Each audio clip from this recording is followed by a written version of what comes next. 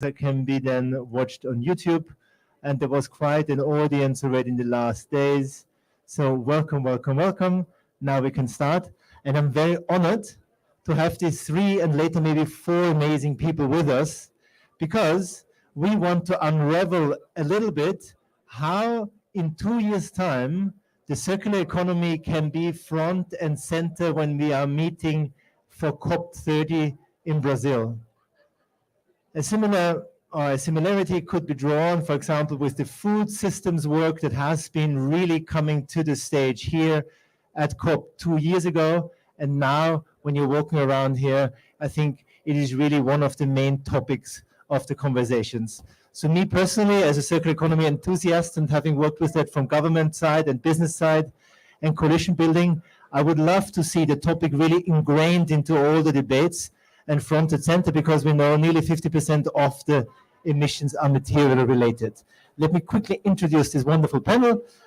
Eva Glamek lives, like me, in the Netherlands, one of the capitals of the circular economy globally, and she heads as CEO Metabolic, one of the most innovative organizations in the world looking at systemic change in the circular economy. Thank you for making it. Michael Dorsey, a scholar and investor from the US, has a student pavilion also here. So in both capacities, I think which both is needed, the innovation of the future with the people of the future. So welcome as well. And you're going to talk with us about also giving us a US perspective into this very important topic.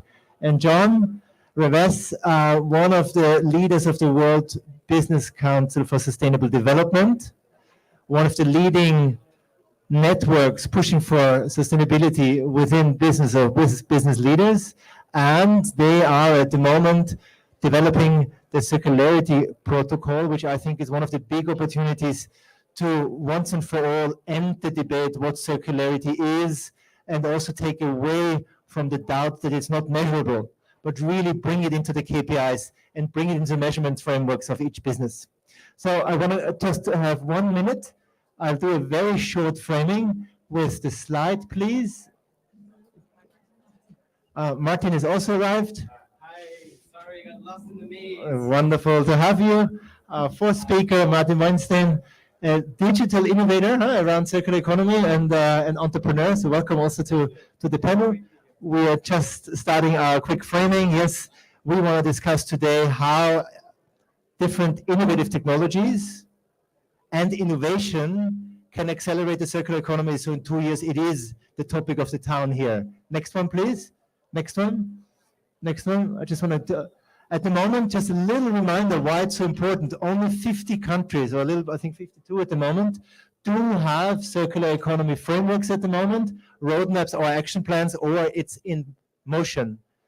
So this is not enough. We're still lacking 75%. So whoever can push and help us to push on the awareness of it is really important. One framing I would like you to also have in mind. We know circular economy is a broad topic, and I have put here on the slide the impact ladder of the circular economy, going from refusing to recovering, recycling. When you are mentioning your solutions, let's also be honest, the different variable impact potential we have for circular economy. And I think we also have to bake this into the solutions. And obviously, when we're all working with that, and it's really hot here now, there are 5 areas that I think have been popping up more and more in the debates. One is around blockchain technology and the transparency elements of that can bring to the supply chain. A second element where the circular economy is very clearly coming back around innovation and technology is the whole topic of advanced materials. 3D printing, I think, is really an important topic, especially if it's also linked with bio-based materials. Everything around data is a big point. The more data we have, the quicker we can close loops. Something I'm very passionate about is the new consumerism of the future, which hopefully comes around sharing platforms. And the last one, a topic that many of the top and big players have, is how do we solve the reverse logistics puzzle? So I think in all of this, technology is really, really important. And without further ado, I want to now give it on to you, Mike, and maybe Sean, with the framing, what you want to see in 2 years and what you're seeing now, what are the main gaps and how they can be addressed? Maybe with 5 to 7 minutes for the opening statement. Thank you. Harold, thank you so much. Dr. Michael Dorsey, sitting at Arizona State University, where I direct something called the Rob and Melanie Walton Sustainability Solutions Service on the campus of ASU. And we're really concerned about three big areas in terms of tackling and advancing and funding and scaling the circular economy. For us, the big first stone to get over is scaling it with the money. So right now at ASU, we're on the course of standing up our first Global Futures Fund 1 at $100 million, working in partnership with the Galisteo Family Office. And we've got Rob Rosnek here from that family office. And the whole idea there is we recognize and we know, depending on whose data you focus on, we need roughly in the next 5-6 years about, $50 trillion invested to deliver us out of this poly crisis, the climate, energy, biodiversity crisis, and to also correspondingly scale up the circular economy, as it were. And if you look out further, we need roughly 300-400 trillion to do that same kind of work out by 2040, 2050. And then if that's World Bank data, that's IEA data, etc. So we're short in terms of what's needed. Depending on whose math you believe and follow, we're short by 10x or 20x or 30x. So we've got to start somewhere with the money. And that's our first maneuver, in terms of what we're doing in the Sustainability Solutions Service, is putting together that fund to do that work. The next challenge for us is really, once you get some of the money, is trying to identify the stuff which is not just scalable, but scalable and bankable. Tons of great ideas here. We're seeing lots of them. Tons of bad ideas here as well. I'll offer to you that the biggest bad idea that's being trafficked around here as kind of a decent idea is this whole carbon offsets nonsense. 20 years of that nonsense hasn't scaled, hasn't worked. Never going to scale, never going to work. It's a bona fide kind of penny stock operation, not really giving us the push that we need to get to where we know we need to be. Lots of bad ideas. That's just one of them. Lots of great, interesting things that probably will never get to the planetary scale we need them. That's why we're trying to put money in things that we done the math, done the homework. We think we can get them to scale. We've got some experimental stuff in the waste to hydrogen, green hydrogen. We've got stuff in tackling microplastics problems. We've got some investments that we've done in agtech food. We're going to stand up an agtech food incubator. We're doing that with a small little catalytic amount of money from the government of Arizona, the state of Arizona. But the idea there is to then scale that even further. So the challenge is trying to identify that not just stuff that's going to scale, but really is bankable, that's going to grow. And then thirdly, and this goes to that slide that was up there a bit ago, what we also do in addition to pulling the money together, putting it into projects that we think are bankable and are going to be viable, is really working to change markets and to change rules and to change regulations. So one project we've been working with is in the state of West Virginia with a company that's properly global, that's looking at the long play on waste to green hydrogen. We had to go to West Virginia and say, we need new rules to enable this project to work, working very hand in glove with the state to change laws and to put new laws on the books. So not that we get frameworks, but that we get a regulatory environment that's conducive to not just our companies that we invest in, the companies that we're doing research with, but also that are going to change the market itself and bring others that are running alongside of us. And we know we've got to do that because to really be in that $1 trillion economic transition that we're going to go through, like it or not, there aren't going to be, there's not going to be a one kind of monopoly, duopoly operation to tackle this. We've got to have many, many new players. And so to do that, we've got to change the rules in a really sort of fine-grained micro way. And we're doing that in different jurisdictions, not just West Virginia, but many, many other jurisdictions. So it's those three things together, putting the money together, putting in things that are going to be scalable and bankable, and then along the way, changing the rules and the frameworks to accelerate those first two things. Yeah.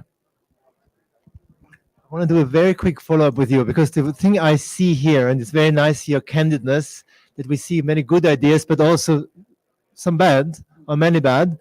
How do you, as an investor, think we can close the gap between available funding on the private side and the fact that many of the economic solutions for the future, especially around systemic change, don't have business models yet. How do we bridge that gap fast? So that's a wonderful question. And so for us, and this is why the solution service is both at the university, fully with it, and then also operating outside of it. We like to bring in, for us, catalytic capital is called grants sometimes.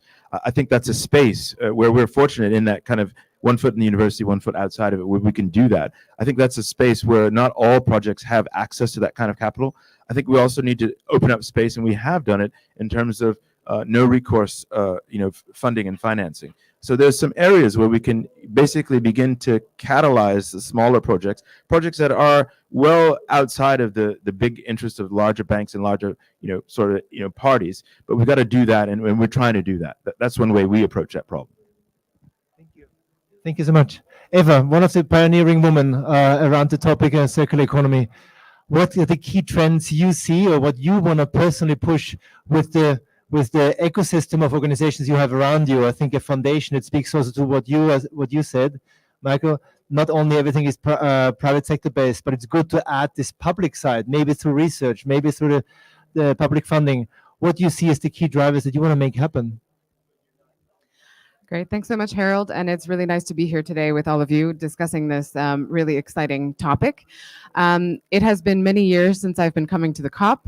And I remember, I think 5 years ago or something in Katowice, I gave a presentation at the COP about the importance of critical materials in achieving our objectives for 1.5 degrees. And we had just finished a study with Metabolic, with actually our consultancy at the time for the Dutch government, showing that we had manifold shortages of key things like neodymium and various types of rare earth metals to supply, for example, battery technology in electric vehicles, as well as anything that's needed for renewable energy generation. And that was just the tip of the iceberg. And as you already said, the embodied carbon of our buildings, of our clothing, of everything that we're consuming is a huge part, at least 50%, depends on which calculation you see. There's sometimes up to 70% of the total carbon footprint. So unless we're talking about materials and closing those loops, we're really not going to be able to address the carbon challenge that we have on the table right now. So for that to actually work and to scale, it's almost as though we need a better distributed sensory system of where these materials are, how they're being used, what quality they're at, and being able to figure out how to bring them back effectively. We need to fundamentally change the way we're designing products so that actually when they get to a point where they're at their end of life, they can be recovered. And we also need technologies that can help scale what you already described, the sharing economy. So across the entire sort of value chain of material extraction, processing, use, reuse, and then ultimately recovery, there are important roles for digital technologies for tracking, tracing, and understanding how to best preserving information along that chain to better understand how to get that material out. And that also links to tracking carbon emissions and potentially assigning carbon emissions to the users of those materials through more innovative systems in the future. So you can do that potentially through blockchain. You can aggregate it at the urban level, which I think Martin will probably talk about. So there's all of these different things that we're seeing. With the advent of artificial intelligence, one of the things that we've been doing at Metabolic with some of the tooling that we're developing is developing algorithms that allow us to fill data gaps credibly. So of course we do need more granular real-time data on the quality of materials and where they are through things like digital product passports. But also in the interim, we're able to make pretty good predictions about where materials came from and therefore how they were probably extracted, how much energy that probably took, and therefore come up with these estimations in the interim. So these are all important aspects that I would love to actually discuss with the panelists as we proceed in the conversation. I have to ask you, what is the most exciting technological trend that you think really gets traction now? Because this man is talking about hundreds of millions in his fund, where you see actually a critical value. I personally, and what you just mentioned, and I had a conversation with the EU yesterday, I think the digital product passport is going to open up a lot of innovation because now we don't know where the materials are.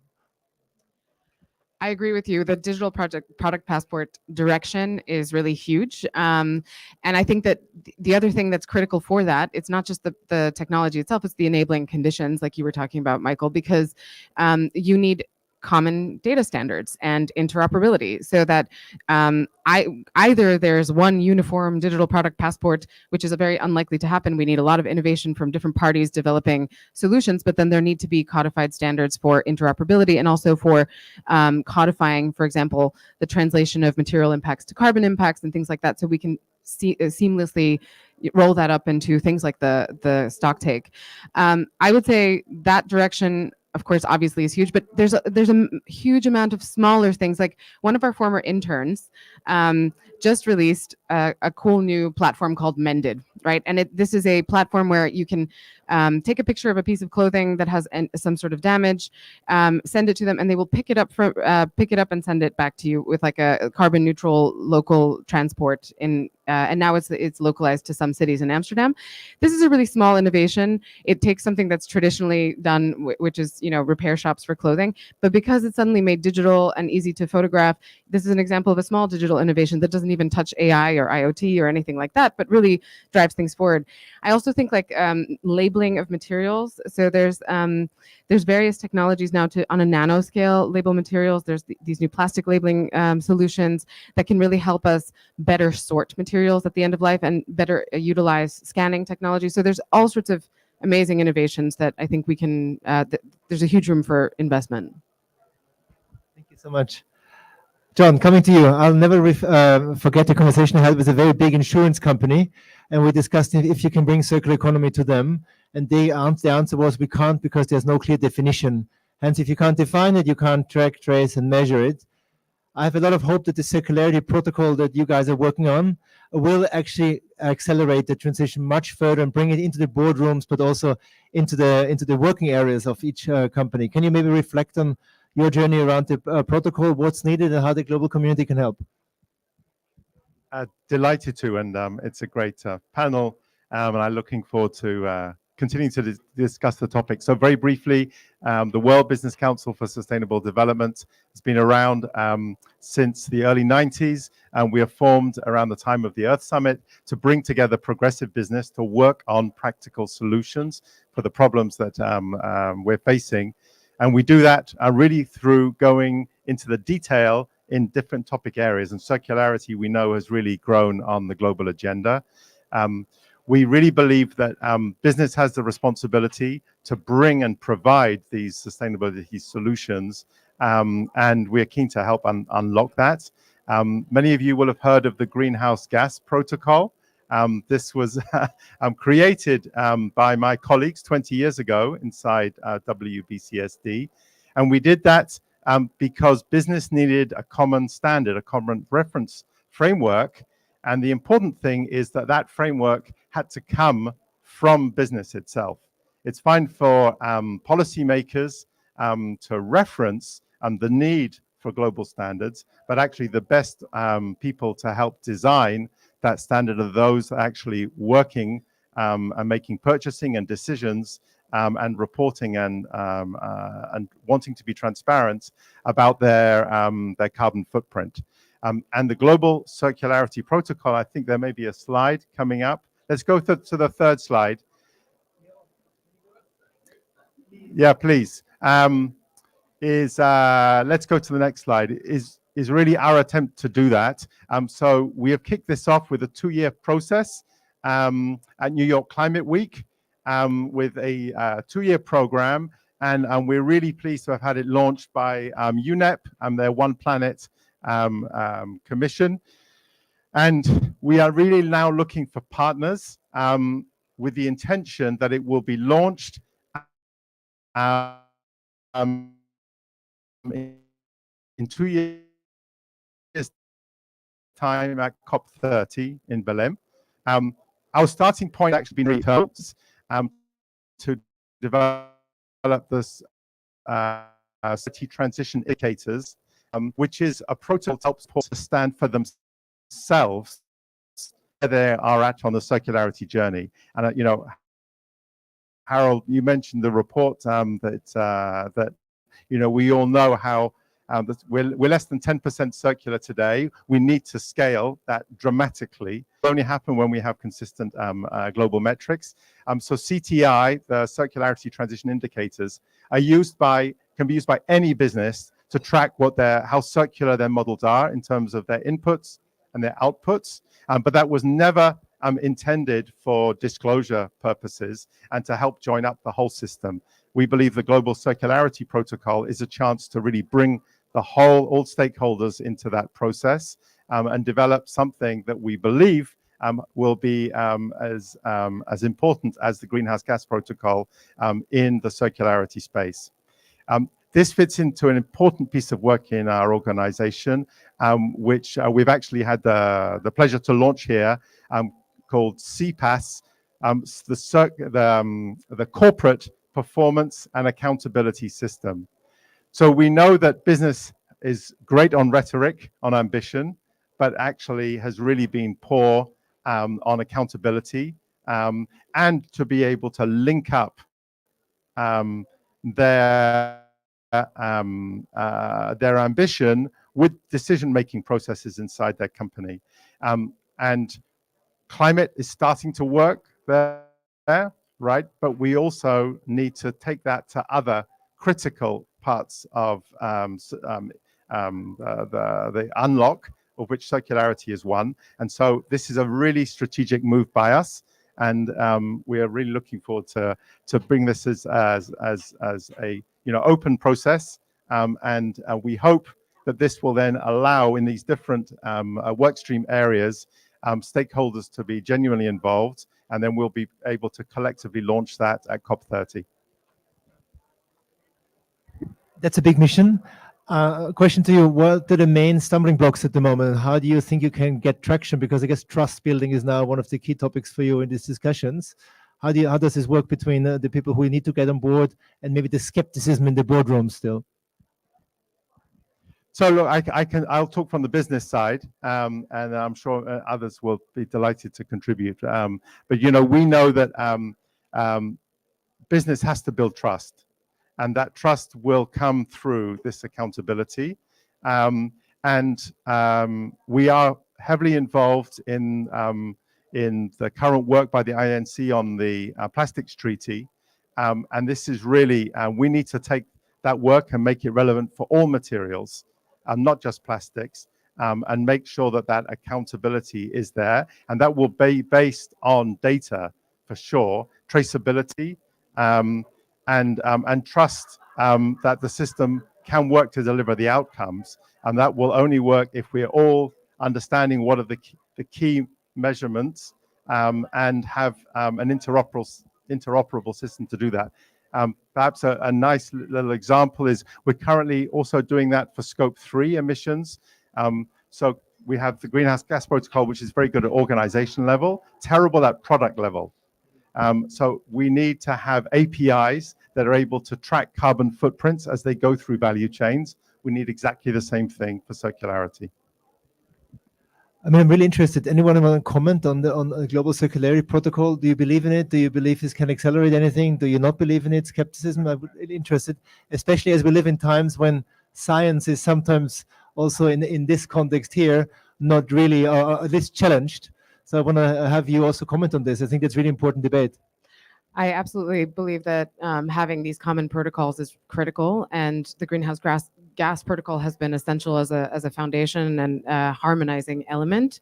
I think the main thing is ensuring that the organization that does it has the authority, credibility to hold that neutral harmonization standard, and I think WBCSD has a track record in that. So I think it's important for more people to know about what's going on, and to also address and uncover any frictions that may come up in terms of disagreements and how things are defined, et cetera. And I would say that from our perspective, one of the most important things is to go beyond really simple definitions of circularity, where it's like, okay, well, of course, a reduction in virgin material use is really important, but there's also all of these elements like what percentage of critical materials are possible to recover at high quality. It's also about the quality of recovery of certain materials, and that should be ideally incorporated. And as long as there's a good, robust dialogue from different perspectives on how to feed into such a protocol, that is great. I mean, I'll say, that kind of protocol is a critical first step. From where we sit, though, as both investors and researchers, we wish you luck on implementing it. It's very sweet of you. Right, and all heartfelt, earnest luck, But the reality is that if we accept the science, this whole process is gambling on our lives, right? If they get it all right, all of it right, it's still a coin toss of whether we make it, right? People forget those foundational aspects of this stuff, 20 odd, 28 odd, 30, almost 30 odd cops down chain. And I was there, at Earth Summit, with the creation of your shop. And it's really important, but we want to focus on getting stuff in the marketplace, scaling that stuff quickly. And that isn't to say we shouldn't have protocols. That's our challenge. And I think that's something to keep in mind. How do you do that? And how can you take protocols and get them, a piece of them, certainly maybe not all of them, but we'd like to get all of them implemented at a jurisdiction, whether that's a state, whether that's a city. That's work that needs to be done. Go do it. We're doing something slightly different. I mean, I would expect that investors are happy about the protocols because then you can actually compare the impact and the financials much more easily than it's now, right? Yeah, I mean, it's valuable to us. It certainly is. It's valuable in terms of having that harmonization across jurisdictions. But what we're not banking on is, do we wait to implement? Do we get that? Do we wait that 6 months or 6 years? And we know what happened to all those mayors, right? When they were surveyed, when they've been running around these mayors' pledges, the new one doesn't even know about the pledge. Right? So there's a challenge, and you've got to build that infrastructure, that architecture to keep on this. And I'm not saying don't do it. I'm saying we're coming from a slightly different vantage. I think we have exactly the same objectives in mind, and we are relying on innovation to be driven because we know it's a big focus area and a big opportunity for innovators, entrepreneurs, for mainstream companies. I think the dock-in is that the protocol will make sure that the companies that are right at the end of the chain are able to see directly how your solutions are going to make a difference for the accountability that they have to genuinely drive circularity and hopefully avoid some of the mistakes that have happened in the past. Because as we know, for circularity, you need to look at the whole value chain and make sure that you're not just trying to solve one piece of it and creating problems further down the line. So I also want to wish you good luck, by the way. But I want to add, it's like squaring the circle, right? Between whatever I said, the complexity of this situation, the simplicity you also need to get as many people on board as possible, because it shouldn't only be for the front runners, but for the first followers and all the other followers, and then also smoothen the investment cycles. I think that's really a challenging one. I think you can be assured we all will support you wherever necessary. Martin, you've been working on protocols. When you hear that feasible, and maybe as a founder of the Open Earth Foundation, you could also reflect a little bit of how you see new innovative technologies play an accelerating role. So at COP30, we can say the circular economy is center stage here in advancing a green, fair, and just transition for our planet and its people. I hope so, thanks to the luck that you're wishing to all of us. It's great to be here, and already jamming on this session gets me very excited. My organization has been focusing on the application of emerging technologies in how do we think, architect open digital infrastructure for all of these things sort of to interoperate and come together. And so I want to share what our vision was 5 years ago, which speaks to some of the things that we've already touched upon. What's been our journey in researching emerging digital tools for better tracking of information and carbon across supply chains and across countries, cities, and companies. What we've learned in the process, and there's been a bit of a convergence this year for us where we're more excited about AI than we were before, and also, scared of it, and I can talk a little bit about it. And then, so where is that taking us into maybe solving some of these protocol harmonization issues with the opportunities in companies and disclosure and cities. So the vision 5 years ago was very relevant to what we're living through today. Looked at the global stock take, it's happening in 5 years. And we should not have a global stock take every 5 years. It should happen almost every year. It's like submitting your taxes every 5 years. It makes no sense. But to do that, we really need to be able to have efficient systems to be able to take stock, and part with Michael was saying, so that we don't toss a coin. So that if we're deploying $1 trillion every year, we really know what is happening, how we're moving the needle. And for that, everything from projects on the ground and products and how they flow through companies, cities, and countries, how they all roll up, we really are able to track that. And so from the vision of a global stock take that, as opposed to what it is today, which is countries submit PDF documents and spreadsheets to the UNFCCC and they analyze them in traditional processes, to how does all of this information, products, materials, actually rolls up to this global view. That's, as system architects, thinking about that. And so we've been working on nested climate accounting so that we geotag all the information, and as products move around, we're able to track them. So that was the vision, and we set out, particularly 2018, a year after blockchains hit mainstream. And so the hype, and if you Google some of our work, or there's a lot of things that we're talking about blockchain for addressing carbon accounting interoperability. And so we went like head first to try to see how this could actually really help us. Because essentially it's a accounting system for common trust. So bringing IoT, so sensors, bringing in from production sources, extracting materials, bringing it into the supply chain. Our thought process was, we need to solve the incentives for this. So we were lucky that we were talking a lot with the British Columbia government, and they were in the incentive of like, we want to sell our products into the global market, and that they represent the differentiation they have in terms of carbon and impact with other countries, right? So let's think about copper being sold at a Vancouver port to Asia, how that has a very different profile than one coming from Australia, and how is price different. So to do that in that incentive between a buyer and a seller, you have to be able to prove all of that, of where how that copper was processed, et cetera. And then also down the line in the supply chain on where does that end up. So we started working with the government on creating these passports for the products and building IoT.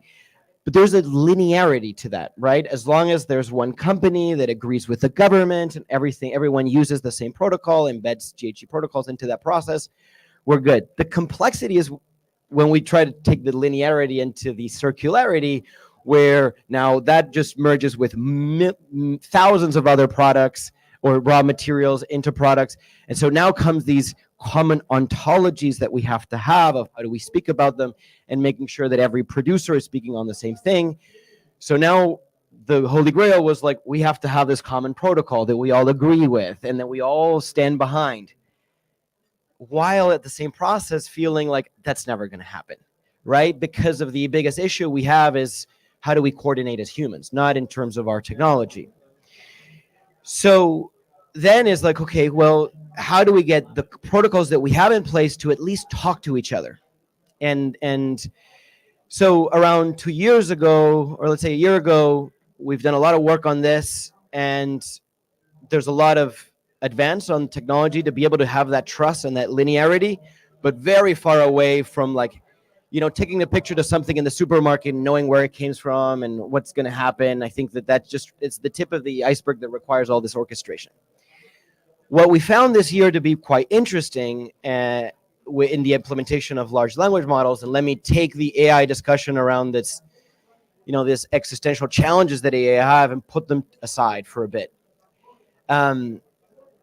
Because we've compiled a lot of data for the global stock take, we have to do a lot of manual work. So similar in a product level, if you have to get the information of the producers, the information of the corporations that turn those materials into products, and et cetera, those are all data sets that have to be crunched together, very manual. When we feed it all to a large language model, it actually sorts out a lot of that for us, and we were quite surprised. We were we've been feeding sort of different standards and protocols to AI large language models, and then providing them random data sets and sort of like helping us sort that out. So now we're diving into the research of how large language models will help us not necessarily have one protocol and standard to rule them all, but doing that, making sure that they talk to each other. And so now we see then the incentives or the vectors for adoption in two areas.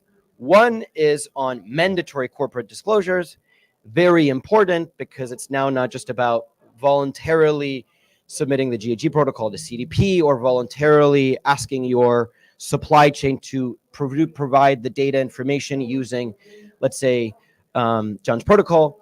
It's more around what I'm being asked for, and so making sure that my data compiles with that. And that already is fragmented.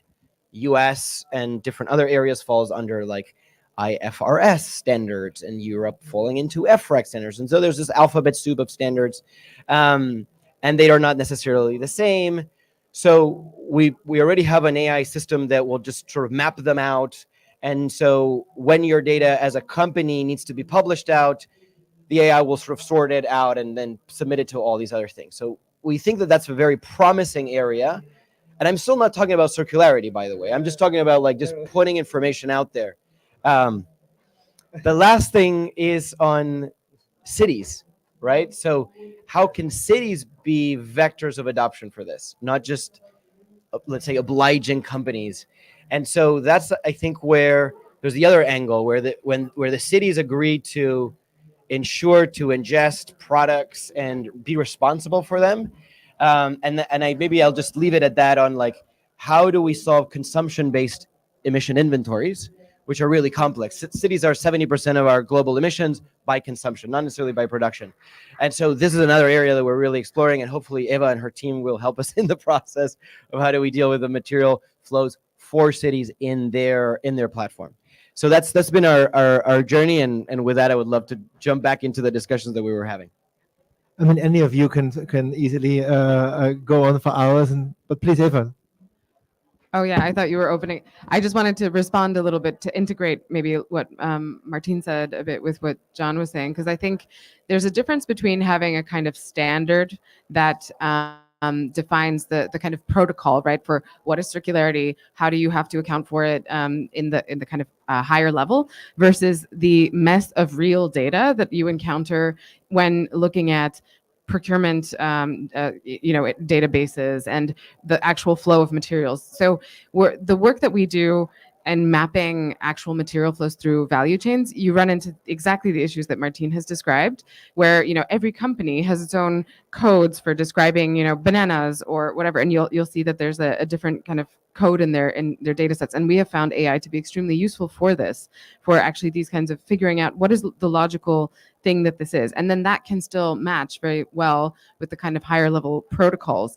I guess what's happening that's unique is that these new technologies, specifically in the last year with AI, makes actually some of the digital tracking and tracing more possible, because we're able to solve some of these data alignment problems, and it's still very nascent. We're still exploring it, but with some of the tooling that we've developed, I think we're going to see a huge amount of progress in the next couple of years, so that by 2030, I hope we can actually have the backing to say, okay, circularity should be one of the main things that we're focusing on at COP, and we have the solutions or the tools that you can use to track and trace and report on materials in relation to carbon emissions as well.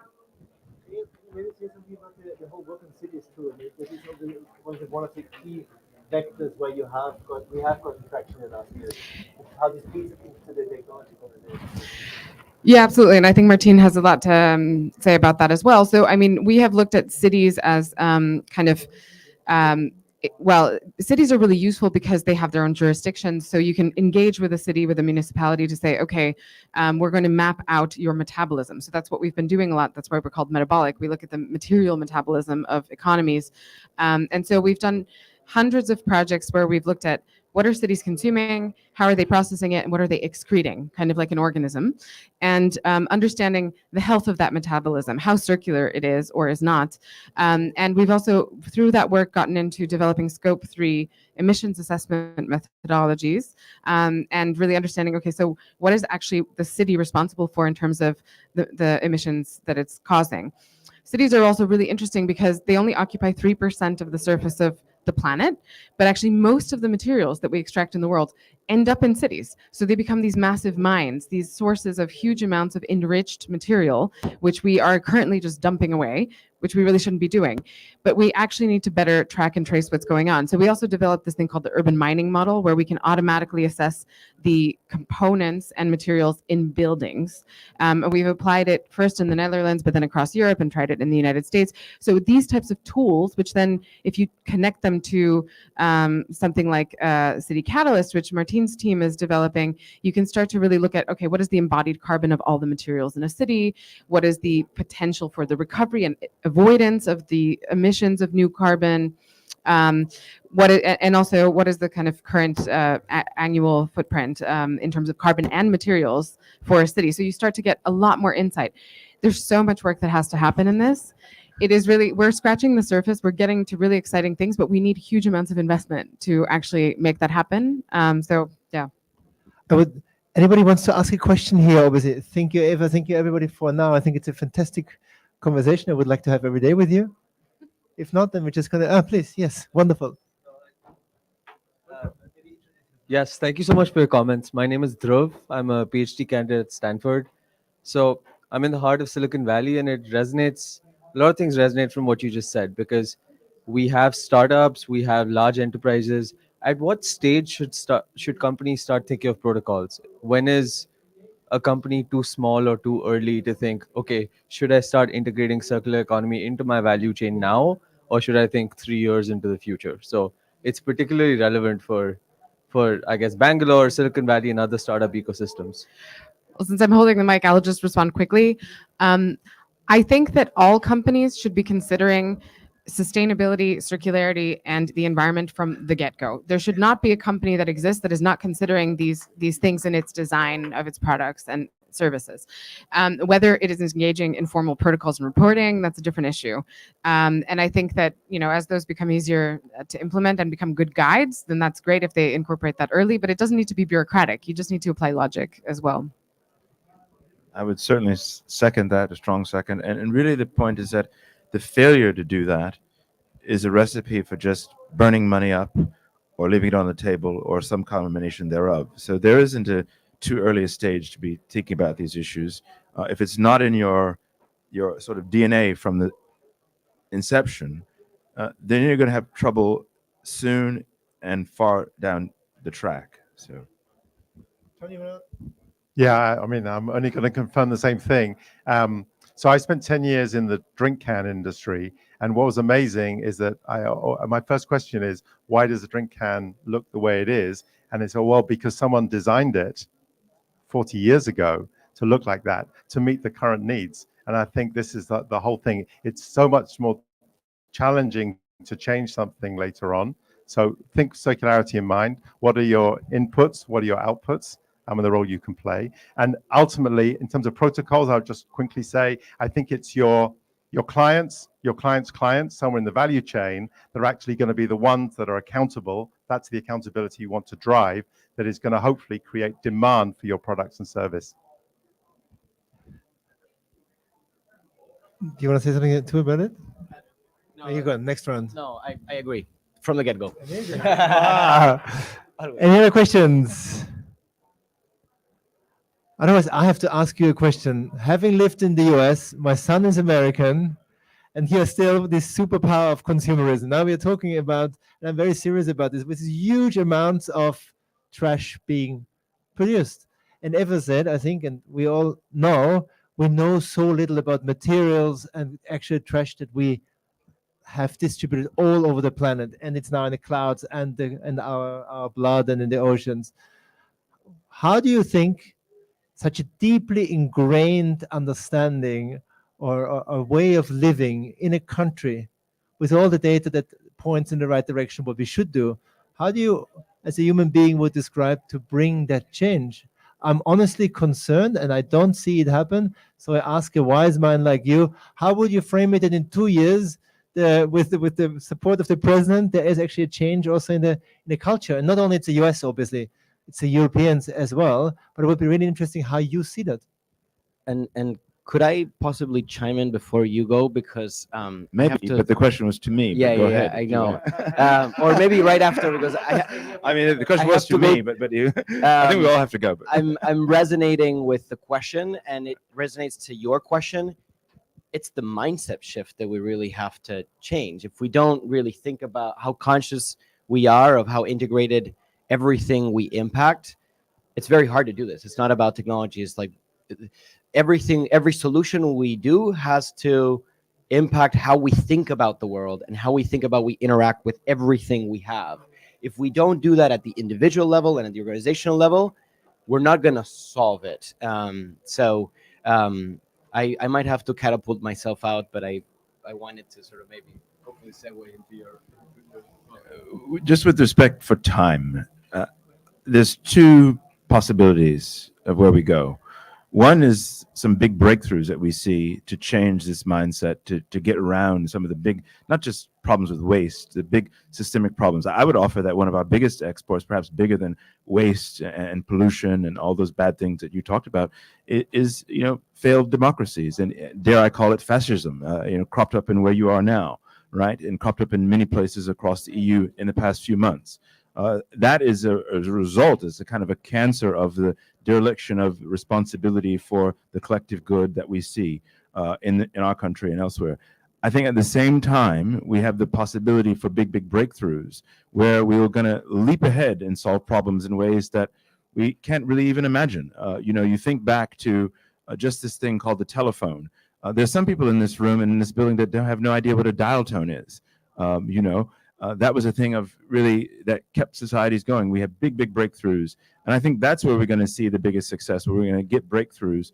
And we're seeing that in energy, in renewable energy, and in circularity. I think 10 years ago, the prices were not where they are now. They're going to continue to improve. They're going to change things and accelerate the solution set that we need in ways that we can't really imagine right now. So 2 pathways are possible. I'm betting on the one that's good. I just like to maybe just comment with a kind of story of hope. So I'm going to go back to drink cans. In my home country, the UK, 20 years ago, the consumer recycling rate was only 20%. So 80% was ending up in landfills. It was very much seen as a linear model, in part because landfills were cheap, much as they are in the US. So there has been a few key policies that have been introduced. Today, the recycling rate for aluminium or for metal drink cans is 80%. So it is completely switched in 20 years. Now, we're saying we don't have 20 years, but I'm just trying to, sometimes it's difficult to see that these mindset shifts do change. There is hope, and there are models. And I'm confident the US, I know there's a big discussion now around extended producer responsibility. That's going to be a key breakthrough. Some of the key brands that I was working with were really resisting that change. I think the time is right now in the US. Just quickly regarding drink cans specifically, I mean, we can't ignore the incentives as well, right? So there's take back. There's actually pricing. You get money back for cans in many jurisdictions, and that's super effective as a policy. So I mean, we can codify desirable good behavior with incentives as well. But I also think that for me, one of the bigger questions is how do we drive that mindset shift that goes deeper than those incentives? Because how do we drive a perspective on life of, not prioritizing a life of just pointless consumption, but rather of, rich experience, reflection, time spent with loved ones in nature, etc. How do you create a kind of shift to get people to deeply connect to that? That seems like a much more challenging thing than incentivizing can recycling. I want to leave it a couple of more comments, and then maybe give some 5 minutes for everybody to change locations for wherever you go. What you said made me think of it. One is, so my daughter, she's 14, so she likes to get stuff, but she changed her behavior to really get 75-80% of her clothes secondhand.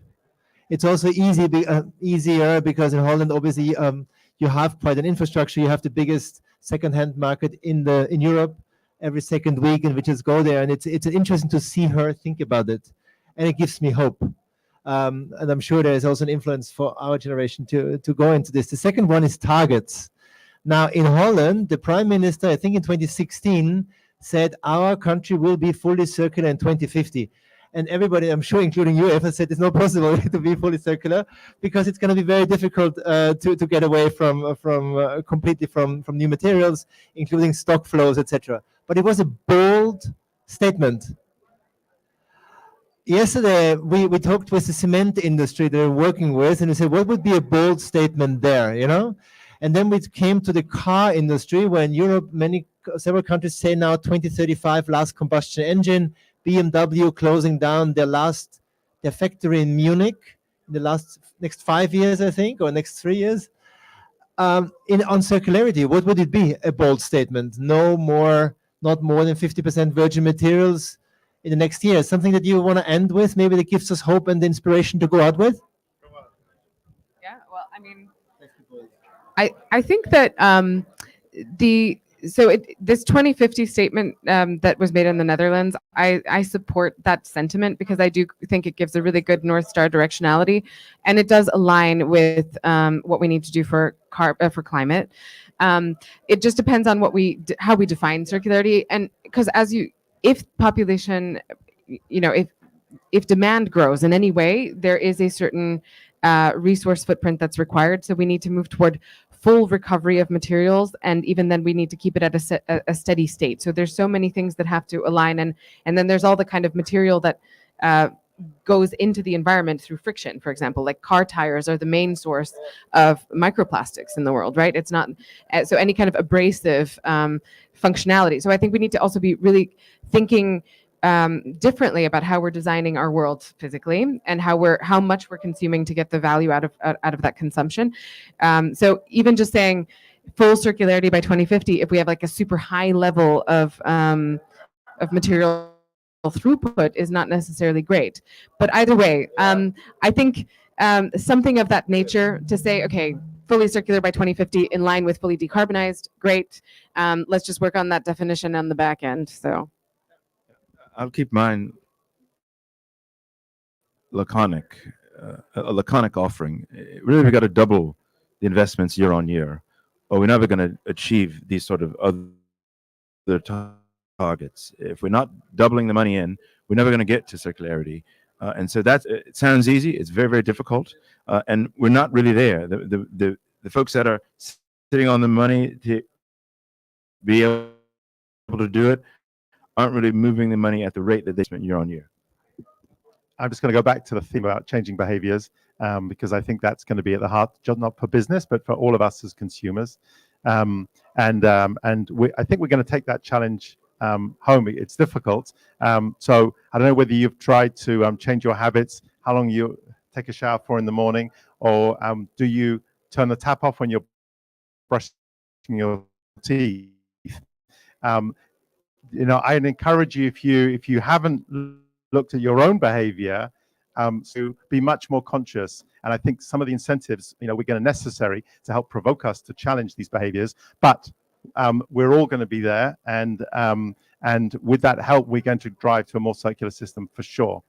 Because that's the only way forward. We're not going to hit the climate goals. That's what we're here for. And without a circular world, we all know that.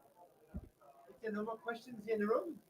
I want to thank again our beautiful hosts. Yep. I'm not helping this pavilion Please, yeah. I'm a digital artist, so my background is art, but I'm interested in visualization, so data visualization. So you talked about the data and the AI and also the circular economy, and the people to raise the people consciousness and awareness is like one thing is I can do is like the visualize and to make people easy to understand and visualization, and also the education. I think that aspect that maybe artists or designers can kind of attend and kind of do something for this. And what do you think about this? So what can design do? Is this a bit the question? So can you give it, ladies, and then short, because we will want to end on time. I think it's super powerful to.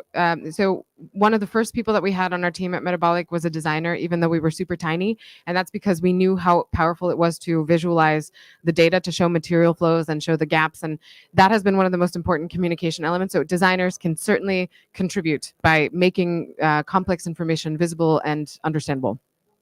I would only second that. Marketing's key, right? We want to get these things to scale. People got to understand them. They got to be legible. They got to be understandable, and a lot of that rests on design. So We are redesigning the future. Thank you so much. Thank you for the panel. Wonderful. Have a beautiful day.